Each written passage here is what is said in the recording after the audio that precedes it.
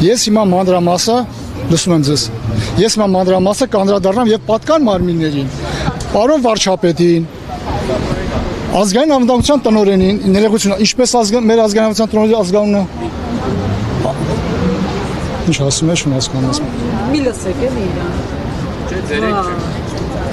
Մեր ազգային անվտանգության տնօրենի ազգանունը ինչպես է։ Գիտեք։ Ես չգիտեմ, ինչպես է, կարող եք ինձ հուշել։ Տնօրենի ազգանունը, ազգային անվտանգության։ Հա? Սիմոնյան։ Կանդրադառնամ պարոն Սիմոնյանին, կանդրադառնամ հիմա ես գլխավոր դատախազ Տիկին Վարդապետյանին եւ կանդրադառնամ վարչապետի աշխատակազմի ղեկավար Գագիկ Իսախանյանին։ Զրույցը հետաքրքիր է լինելու։ Դա իհարկե հաճելի է, որ դուք այս ամեն ինչը ուղիղ եթեր եք տալի եւ դնելու եք ձեր կայքերում։ Ես այս քաղաքացիներից մեկն եմ տուժող։ Այս քաղաքացիները բազմիցս իրենց բողոքի ձայն են բարձրացրել գլխավոր դատախազության դիմաց, քննչական կոմիտեի դիմաց, կառավարության շենքի դիմաց եւ այստեղից նորից քննչական կոմիտե, նորից գլխավոր դատախազություն, նորից այստեղ եւ այսպես։ Մի խոսքով էս տուժած քաղաքացիները էքսկուրսիա են կազմակերպում մեզ համար։ Սա հասկանալի է։ Հիմա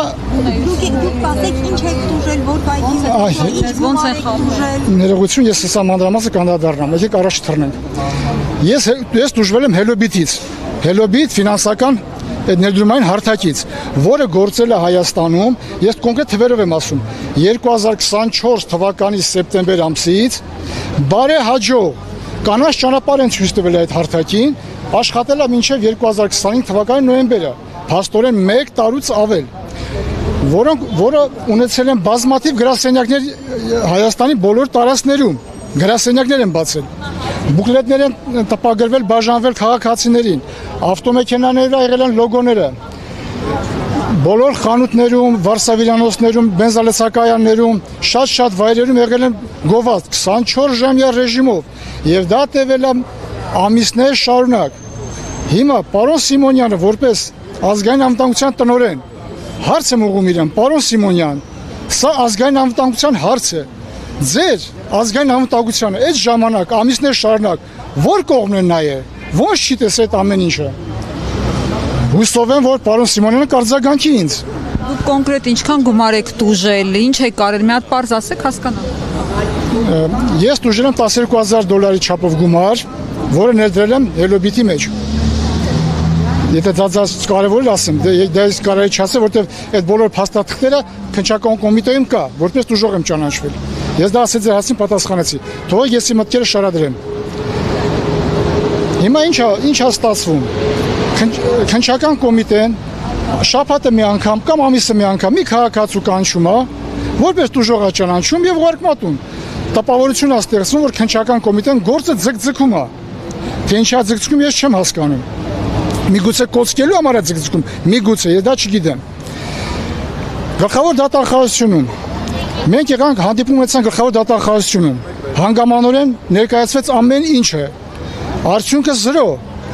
որովհետև բոլորը գիտակցում են, որ դա եղել է իրենց բաց թողումը, որովհետև ոնց կարող պատահի, ինչ որ մի կառույց ֆինանսական հսկայածավալ գործունեություն ծավալի Հայաստանի Հանրապետությունում, ես նորից եմ շեշտում, ֆինանսական հսկայական գործունեություն ծավալի Հայաստանի Հանրապետություն եւ չունենա կենտրոնական բանկի լիցենզիա։ Դուք պատկերացնում եք, հարց առաջան, պարոն Սիմոնյան, պարոն ազգային անվտանգության տնօրեն, բա ձեր կառույցը որտեղ է նայե։ Այո, տուժող ճանաչել եմ քննչական կոմիտեում։ Պարոն դուք խնդրում ես շարադրեմ վերջում դուք հարցերը կտաք։ Ներողություն, մենք շարադրություն չենք եկել լսենք։ Մենք ուզում ենք հարցերի պատասխաններ ստանանք, հասկանանք ինչի մասին է խոսքը։ Ես հասկանում եմ, որ դուք ինչ որ տեքստ եք պատրաստել, բայց մենք չենք։ Ես որ միտքս կվերջացնեմ, նո դուք հարցերը կտաք, ոնց որ արեցիք պարոն Կարագոզյանին։ Հիմա հարցը սողում եմ գլխավոր դատախազ Տիկին Վարդապետյանին։ Ազգային ժողովում պատգամավոր Հովիկ Աղազարյանը կոնկրետ հարց տվեց Տիկին Վարդապետյանին վերաբերվող կիբերհանցագործություններին։ Տիկին Վարդապետյանը պատասխանում է, որ մենք նման գումարի վերադարձի նման մեխանիզմ մենք չունենք, հանցագործներին կբռնեն եւ դրանց միջոցով կվերադարձնեն գումարները։ Հիմա հարց առաջանում Տիկին Վարդապետյան, Բա այս քաղաքացիները ինչ գործ ունեն հանցագործների հետ։ Դուք պետք է կանխեիք, ձեր կառույցները դա պետք է կանխեր, այլ ոչ թե թողեր, որ ամիսներ շարունակ ծաղկեին եւ բարեհաջող Հայաստանից հեռանային։ Հետևից էլ երևի ջուրեր շփե, որ բարի ճանապարհ ձեզի։ Այսա արդեն տիկին Վարդապետյանին։ Հիմա անդրադառնամ պարոն Իսախանյանին, Գագիկ Իսախանյանին։ Ընտրությունների ժամանակ, երբ որ քարոզարշավ էր ընթանում, Եղվարդ քաղաքում ես մոտեցա մոտենալ պարոն վարչապետին եւ կիբերհանցագործության հարցը բարձրացնել։ Կտրուկ, որտեղ sense հնարավոր չի մարդիկ խափնվեն թալանեն եւ թալանվեն եւ ոչինչ տեղից չշարժվի։ Իհարկե թույլ չտվեցին, որ ես վարչապետի նման հարցը տայի։ Ես մոտեցա Գագիկ Իսախանյանին եւ ներկայացա որպես ինչքան հասկացա աշխատակազմի ղեկավար։ Եվ Գագիկ Իսախանյանը մի փայլուն միտք արտահայտեց։ Ինձ հարց է տալ, դուք ո՞ր հարտակից եք տուժվել։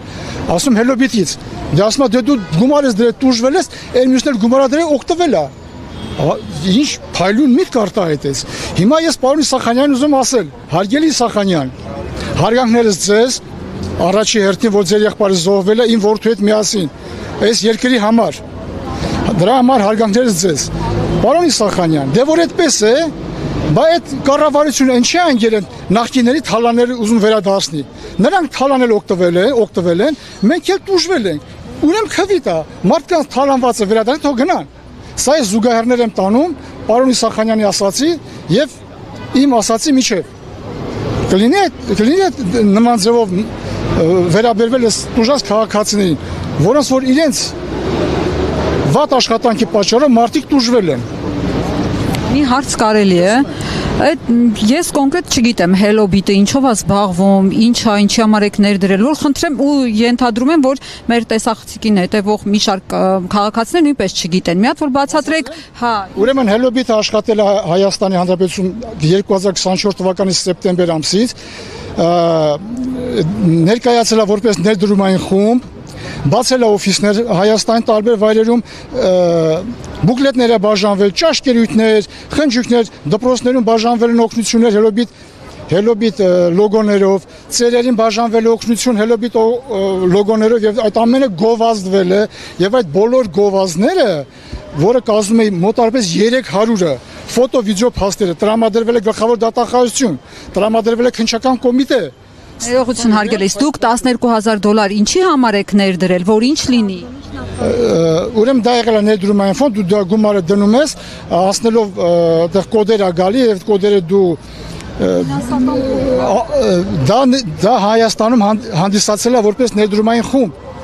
բայց վերջում պարզվեց, ինչպես մեզ բացատրեցին, արդեն ամեն ինչը վերջանալուց հետո քննչական կոմիտեում դա եղել է փողերի լվացում Հայաստանում։ Եվ ես քննիչին հարց տվեցի։ Ձեզ ինչ են առաջարկել, որ դուք գայթակղվել եք, այդքան մեծ գումար ներդրել եք։ Գումարը ներես դնում, մեկ ամիս հետո դու դրա գումարը կրկնապատկած հանում ես։ Եվ դա օրինական է, օրենքի սահմաններում է։ Մարդիկ վստահել են, որ դա ունեցել է եւ կենտրոնական բանկի կողմից լիցենզիա, որովհետեւ ոնց կարող պատեի հանցագործ խումբը Հայաստանում մեկ գովազներ տարածի, ամիսներ շարունակ, օգնություն բաժանի ծերերին, դպրոցներին եւ ոչ մի պատկան մարմնի կողմից հարց չտան դրան։ Եղբայր դու լիցենզիա ունես, որ դու Հայաստանում ֆինանսական գործունեություն ես ծավալել։ Ոչ ազգային անվտանգությունը, ոչ քննչական կոմիտեն, ոչ կիբերհանցագործության վարչությունը, ոչ գլխավոր դատախազությունը այդ հարցերը չեն տվել։ Եվ հելոբիտը բարեհաջող իր գործունեությունը ավարտել է Հայաստանում, ասել է ստեղծություն հայ ժողովրդուն հեռացել է։ Եվ ոչ միայն հելոբիտը, եւ ոչ միայն ինչի համար են անտարբերության մատնել, նշանակում է ինչ որ լծակներ, ինչ որ բաներով կապերով կապված է կառավարության։ Մենք ինչ համար են անտարբեր եղել։ Այո, իմ մեջ կա խորը կասկածներ, որ սա ունեցել են հովանավորներ Հայաստանի ներսում, որովհետեւ ոնց կարելի է բաց աշխատել, ժողովրդին թալանել ու 4 իրավապահ մարմիններ, դատախազություն, ազգային անվտանգություն, քննչական կոմիտե եւ կիբերհանցագործության վարչության աշխատողների մոտ հարց չառաջանա, ամիսներ շարունակ։ Այդ փաստերը բոլորը կան, եւ գլխավոր դատախազություն, եւ քննչական կոմիտեում։ Դուք բարձել եք ում ականջներն են երևում այդ հելոբիթի հետևում։ Ոնց կարող ես բարձել։ Դա ոնց կարելի է բարձել։ Կասկածներ կան, բայց ես ոնց կարող եմ անուններ ես տալ։ Տեսեք, Եթե- քաղաքացին ուղղակի եթե մի րոպե- ուղղակի ունի կասկածներ, քաղաքացին Այո։ գաղտնի գործակալ չի։ Մենք չենք կարող տեսնել այդ ականջները, բայց մենք կարողանում ենք ենթադրել այդ ականջները։ Այս անգործությունը պատահական չի, անգործությունը միտում ունի։ Եվ մենք ենթադրում ենք, որ իր մեջ պարունակում է լուրջ հանցակազմ, քանի որ չկա պետական պատասխանատվություն եւ պետությունը այս հարցերի դեպքում լռում է։ Լռությունը եւս պատասխան է մեր համար եւ լռությունը մենք գնահատում ենք ապիկարություն, անտեղյակություն։ Միևնույն ժամանակ մարդիկ ունեն կասկածներ, որ կան այնտեղ ձեր նշած ականջները։ Կարող եմ մի բան էլ ավելացնել։ Ուրեմն, այո, կասկածներ կան կասկածներ, որովհետեւ ամենաշնորհ շարունակ դա աշխատել է։ Հիմա ես տանեմ մի պարզ զուգահեռ, որ բոլորը դուք տեսել եք համացանցում։ Ընտրություններից առաջ մենք տեսնում ենք համացանցում լուսաբանվում է, որ ընտրակաշարք են բաժանում, ճիշտ է։ Այդ ոնց ստացվեց, որ ընտրակաշար բաժանողը, որ արել է խիստ գաղտնիության պայմաններում, իսկույն բացահայտվում էր եւ կանխվում էր, բայց Հելոբիթը, որ չունեցել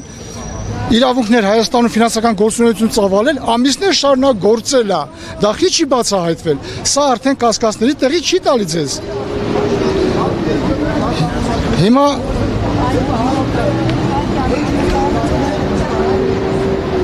Հիմա պարոն վարչապետ, դիմում եմ ձեզ։ Հիմա պարոն վարչապետ, դիմում եմ ձեզ։ Դուք մարզերում ընկած, գյուղերում, քաղաքներում ընկած, քարոզում եք